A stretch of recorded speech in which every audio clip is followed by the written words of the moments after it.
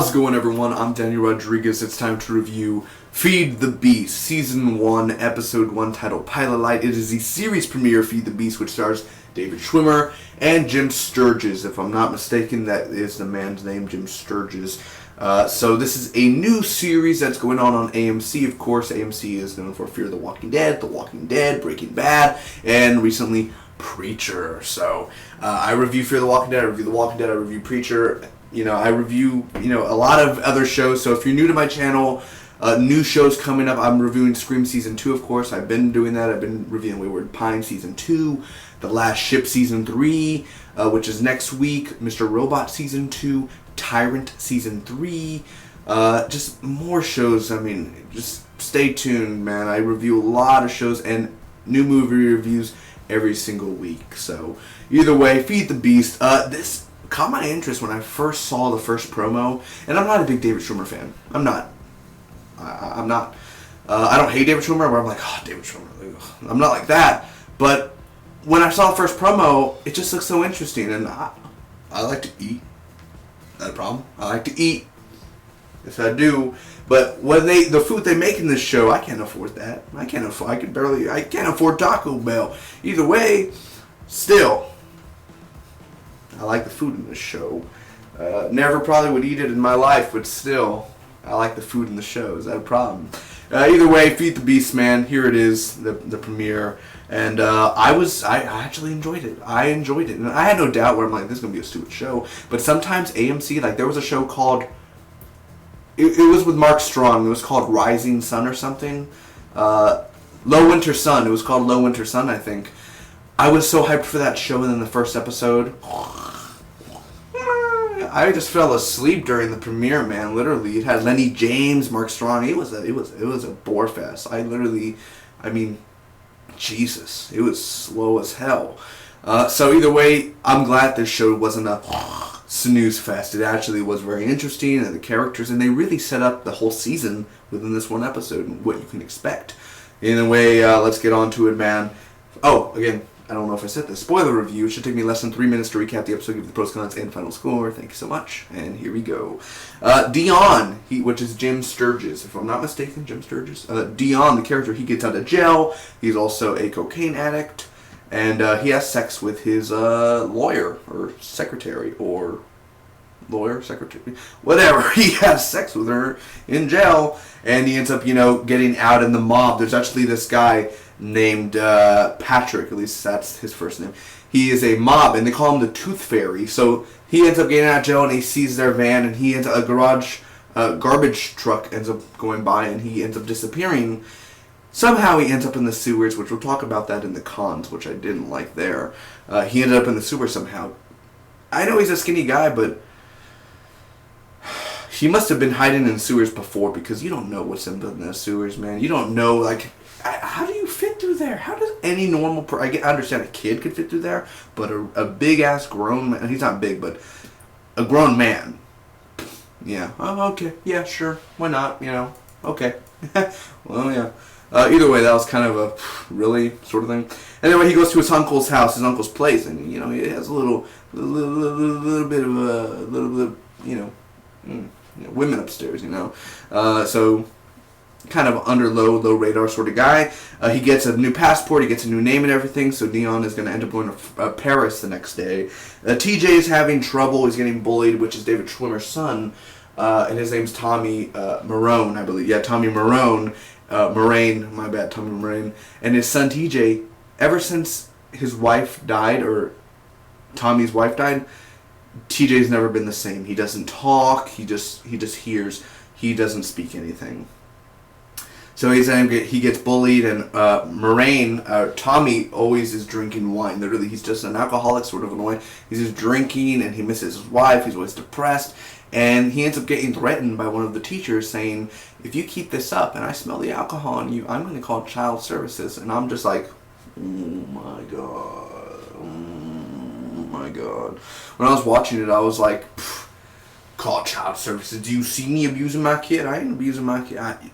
Yes, he drinks wine. Yeah, sure, he's drunk at times, but has he endangered his kid? Has he hurt his kid? Has he done anything stupid and reckless so far? Technically, not, my good sir. So he could drink whatever he wants because he does work in the field of wines. And you know what? Wine's pretty damn fucking tasty.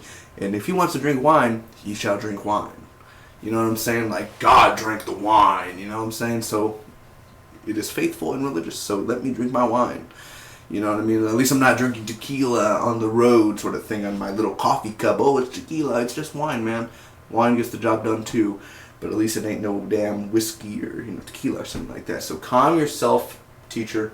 Anyway, I totally went into that too far. It's just a TV show, but still, I mean, he hasn't hurt his kid. He's not throwing his kid drunk. Oh my God, nothing like that. So calm down. I mean, sorry, had to defend that case anyway. He picks up Dion, and they don't pick whether they're brothers or cousin. I guess they're related. They're related somehow, and they argue once they get home and everything. You know, they have their it's good to see you, and then they end up arguing. He makes TJ and Tommy some food, very nice food. I was like, holy shit, look at the way he makes it. He makes it really nice. So he wants to open up a restaurant in Paris, of course. Tommy is at this group talk or AA meeting. I'm just going to call it AA meeting because I don't know. It's just a meeting. And very emotional. He ends up meeting this girl there, which her name is Delora. And it's really because she's a manager at the a restaurant too. Like, what are the odds? You know, that's really cool. So she needs some wine at her restaurant. So you got the hookup right there, you know, become friends. And this is the moment where David Schwimmer got me. Like, David Schwimmer just literally brought the tears, man. He was sitting down and he's like, okay, you be his wife, and you tell me, Tommy, you tell her what you would tell your wife. She's your wife. And he says, like, I miss you every day. We were supposed to do this together, like, everything, dude. And he just brought the tears to me. And I felt it in the girl, too, where she was just like, I would cry. I'd be like, because he brought it. He brought it, like, very good, man. He was very awesome at that there. So, anyway, Dion ends up leaving, or at least he's going to leave for Paris. And who's in the van? He literally opens the exit in the van's right there.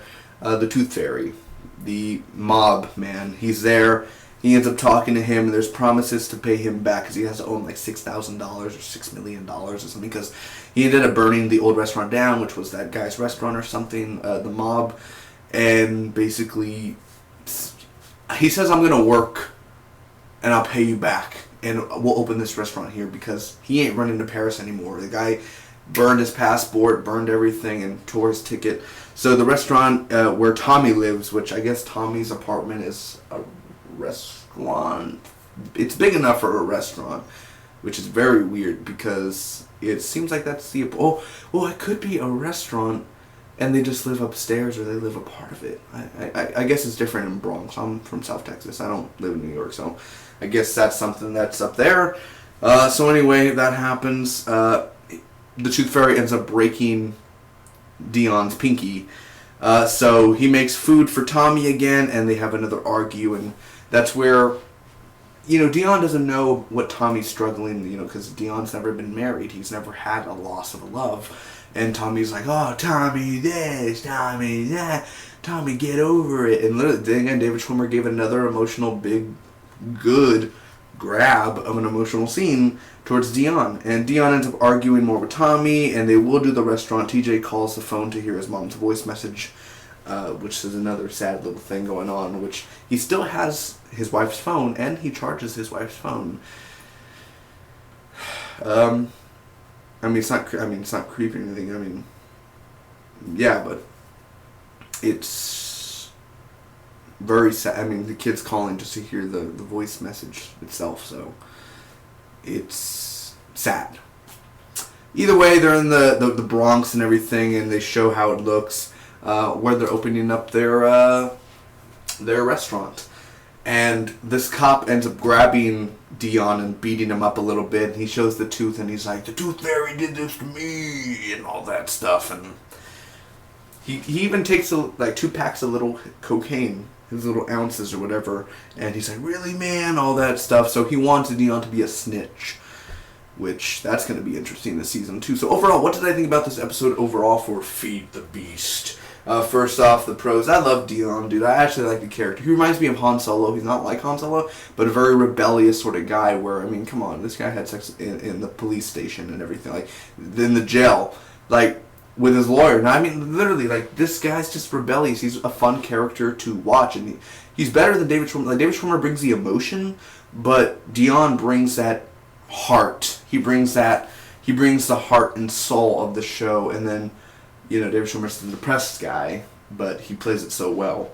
So Dion's awesome. I love the opening also when he gets out of jail and everything, and that whole get up there. He's making the food for the cops and the police officers and everything.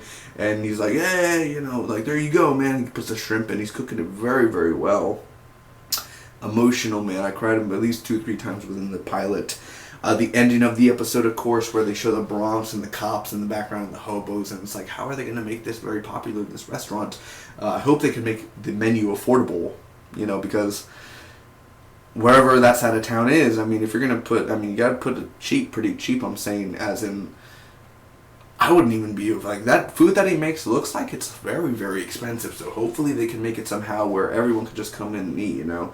Also, that AA meeting, all that scene there with David Schwimmer again, he definitely really steals the show at times. The setup of the story, they basically show you what season 1 is going to be. They basically set it all up. They really introduce you to most of the characters, and the characters are likable. You don't really hate none of the characters so far, and it's a good start. It's a great start, honestly. And I love the acting. Of course, all the actors did awesome.